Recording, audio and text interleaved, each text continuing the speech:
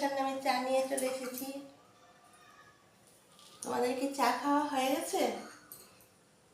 সন্ধ্যা হয়ে গেছে, অনেকেরই চা খাওয়া হয়ে গেছে। আমার একটু দেরি হয়ে গেছে, শুয়েছিলাম, ঠান্ডা লাগছিল।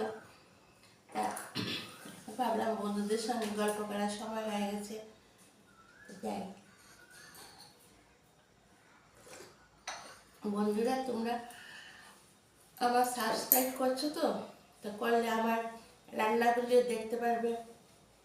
কতগুলো রান্না দিয়েছি, আজকে দিয়েছি সয়াবিনের তরকারি একটা, পটলের তরকারি একটা, তারপর দুপুরে লাঞ্চ প্রতিদিনই দিচ্ছি। যদি আমাকে সাবস্ক্রাইব করো সবগুলিই দেখতে পাবে। এখনই করে না আমার সাবস্ক্রাইব, ভুলে যাবে, করে দাও, তাহলে আমার সবগুলো ভিডিও দেখতে পারবে। আজকে তো শনিবার, আমাদের আজকে নিরামিষ। শনিবারে আমরা সবসময় নিরামিষ খাই। শনিবারে নিরামিষ খাওয়াটা ভালো।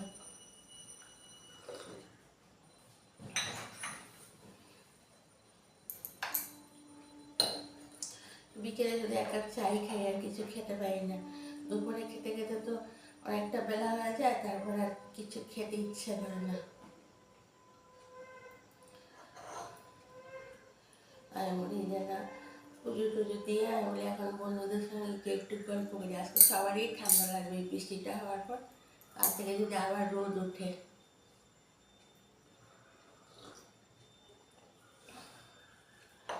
তোমরা কে কে শনিবারে নিরামিষ খাও, কে আমিষ খাও, আমাকে কমেন্ট করে জানাও, তাহলে জানতে পারবো।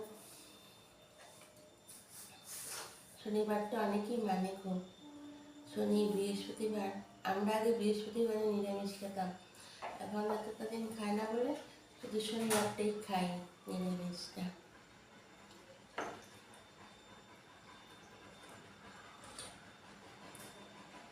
চাটা সে খুব ভালো লাগছে, অনেকটা ভালো লাগছে চাটা খেতে। তো এই শনিবার দিনটা মানে ঘর মোছার সময় এক চিমটে নুন দেবে, এবং ঘর মোছালে বাড়ির যত মানে নানা রকম দুষ্পুষ থাকে সব কিছু কেটে যায়।